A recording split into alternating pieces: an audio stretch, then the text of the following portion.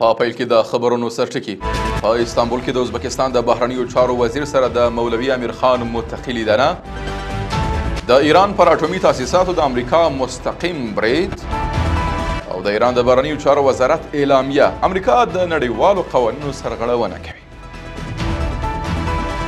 د لوی او مهربانه خدای په ثنا او ستاینې سره درنو لیدونکو سلام. د نن ورځ خبرونو ته ښه راغلاست. نن یکشنبه د 1404 کال د چنګاښ لومړۍ نیټه ده.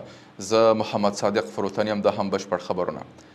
د افغانستان اسلامي امارات د بهرنیو چارو وزیر مولوي امیر خان متقي پرون استانبول کې د ازبکستان د بهرنیو چارو له وزیر بختیار سعیدوف سره کتلي دي. بهرنیو چارو وزارت وایي چې یاده کتنه کې د دواړو هیوادونو ترمنځ د دوه اړخیزو اړیکو په ځانګړې توګه سیمه ییز اتصال، افغان ټرانس او سوداګرۍ په اړه خبرې کړې دي.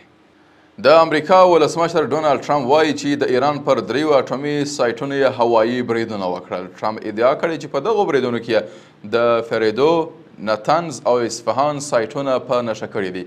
نیویورک ټایمز د باخبر امریکایي سرچینو له قوله خبر ورکړی چې د فریدو اټومي سایټ د ویجاړولو لپاره له 10 ټنو څخه زیات درانه بمونه کارول شوي دي. د ملګرو ملتونو سازمان سرمنشي انتونیو ګوتریش د ایران پر اټومي سایټونو د امریکا بریدونو ته په غبرګون کې ویلي چې دغه بریدونه د نړیوالې سولې او امنیت لپاره مستقیم ګواښ دی. نوموړي خبرداری ورکړی چې د ایران پر وړاندې د امریکا ځواک ښودنه په سیمه کې ناورین زیاتوي او د سیمې او نړۍ سربیره د ملکیانو لپاره خطرناکې پایلې لري. او په پای کې د ایران د بهرنیو چارو وزارت د یوې اعلامیې په خپرولو سره د دې هیواد پر اټومي تاسیساتو د امریکا بریدونه په کلکو ټکو غندلي او دا یې له نړیوالو قوانینو ښکاره او بې مخینه سرغړونه بللې ده.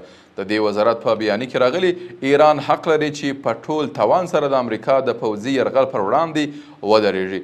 د ایران د بهرنیو چارو وزارت ټینګار کړی چې نړۍ باید هیر نه کړي چې امریکا د ډیپلوماتیکو مذاکراتو پر مهال د اسرائیلو له قانون ماتونکو کړنو ملاتړ وکړ او د ایران پر وړاندې خطرناکه جګړه پیل کړه.